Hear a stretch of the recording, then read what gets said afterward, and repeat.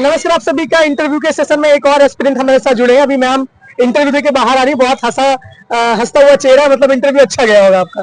क्या नाम है आपका? श्वेता त्यागी।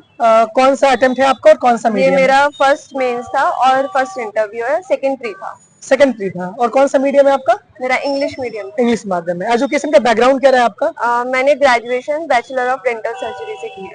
अच्छा, तो कैसा रहा एक्सपीरियंस अंदर इंटरव्यू? कितना देर तक चला लगभग इंटरव्यू? 10 to 12 मिनट्स उतना ही मैक्सिमम वो बात कर रहे हैं। हाँ हाँ हाँ। तो सारे सवाल का जवाब आपने दे दिया? नहीं। क्या सवाल पूछे गए? उन्होंने, क्योंकि मेरे इंटरव्यू में मेरठ का नाम था, क्योंकि मेरी ग्रेजुएशन मेरठ से हुई है, तो उन्होंने बोला कि कृष्ण जी ने कौन से 5 गांव मांगे थे, तो वो तो मुझे नहीं याद था, तो वो हंस रहे थे उस बात पे। मुझे लग रहा है वो थोड़ा प्रेशर क्रिएट कर रहे थे, बट एक दो क्वेश्चन ऐसे थे जिनका मैं जवाब नहीं दे पाई, तो उसके लिए मैंने उन्हें सॉरी बोला। और कैसे सवाल क्या क्या पूछे गए? कुछ सवाल याद है आपको कि नहीं? हाँ, उन्होंने मुझसे बिहार और यूपी के बारे में पूछा कि आप बिहार को जानते हैं। मैंने कहा हाँ सर, स्टेट है। कहते कि ऐसी चीजें बताइए कि जो बिहार में है यूपी में नहीं है, और कुछ ऐसी चीजें बताइए जो यूपी में और बिहार में नहीं है। तो उसका मेरा आंसर उन्हें अच्छा लगा, उन्होंने गुड भी बोला। अच्छा, और कैसा सवाल? कुछ सवाल करंट से अफेयर्स से सवाल कुछ था कि नहीं? नहीं, कुछ भी नहीं था। एजुकेशन के बैकग्राउंड से सवाल?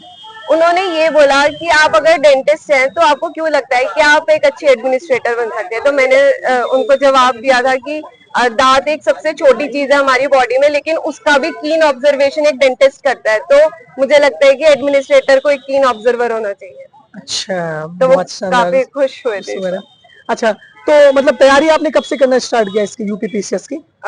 अगर मैं मेन प्रिपरेशन बताऊं तो 2023 से स्टार्ट हुई थी, क्योंकि मेरा 2022 में ही अप्रैल में ग्रेजुएशन खत्म हुआ था। अच्छा, 22 में ही ग्रेजुएशन खत्म हुआ और अभी सीधे 23 में स्टार्ट हुई। तो कैसी तैयारी की आपने? बिना कोचिंग की तैयारी की आपने? हाँ जी, मतलब प्री के लिए मैंने कोचिंग ली थी, ऑनलाइन कोचिंग ली थी, लेकिन मेंस वगैरह सब खुद घर से किया है। तो कैसे आपने तैयारी की, कुछ बताइए। डेडिकेशन चाहिए, पीवाईक्यूज जो है वो रामबाण है, बस।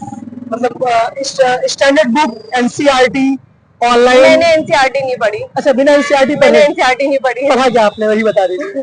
जो बेसिक बुक यूपीएससी के लिए भी सब लोग पढ़ते हैं कि हिस्ट्री की स्पेक्ट्रम है, पॉलिटी की हम लक्ष्मीकांत है, वही सारी बुक्स पढ़ी। अच्छा, और ज्योग्राफी की?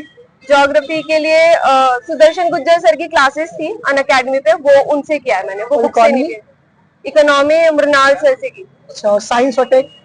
खुद से चैट जीपीटी। चैट जीपीटी से? अच्छा, और इन्वायरमेंट? चैट जीपीटी, और सुदर्शन गुज्जर सर ने भी हेल्प की थी। अच्छा, और करंट अफेयर्स का पोर्शन कहाँ से कवर किया? करंट अफेयर्स और न्यूज़पेपर? स्टडी आईक्यू पे ऑनलाइन टीचर्स पढ़ाते हैं, तो उनसे मैंने। डेली आप कवर करती थी क्या? डेली उसके नोट्स भी बनाती थी आप? हाँ, नोट्स बनाना। Notes are the key. अगर आपके पास नोट्स नहीं है तो आप फाइनल एग्जाम में कुछ नहीं कर पाओगे। पापा साथ में है?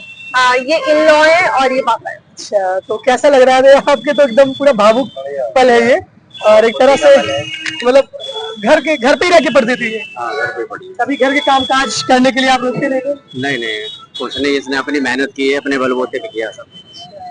आप क्या करते हैं सर? मैं फार्मर हूँ। फॉर्मर है। देखिए, यही होता है, बहुत एक लंबी जर्नी होती है, और पापा का सपना, हर एक माँ बाप का सपना होता है उसकी बेटी या उसका बेटा बहुत आगे बढ़े। और आज ऐसा पल है कि इंटरव्यू तक पहुंचना ही, क्योंकि 22 में ग्रेजुएशन कंप्लीट हुआ, मात्र अगली अटेम्प्ट में 24 का ही अभी इंटरव्यू चल रहा है। तो मतलब 1 साल से 1.5 साल के बीच में सीधे इंटरव्यू तक आने का मतलब ये है कि अपने आप में बहुत डेडिकेट, मेहनत, और इसके पीछे माँ बाप का बहुत बड़ा रोल रहता है। तो मम्मी पापा का क्या रोल रहा है आपकी सफलता में? Complete support, without any doubt. मतलब अगर अरे ठीक है, मतलब हमेशा से सपोर्ट करना।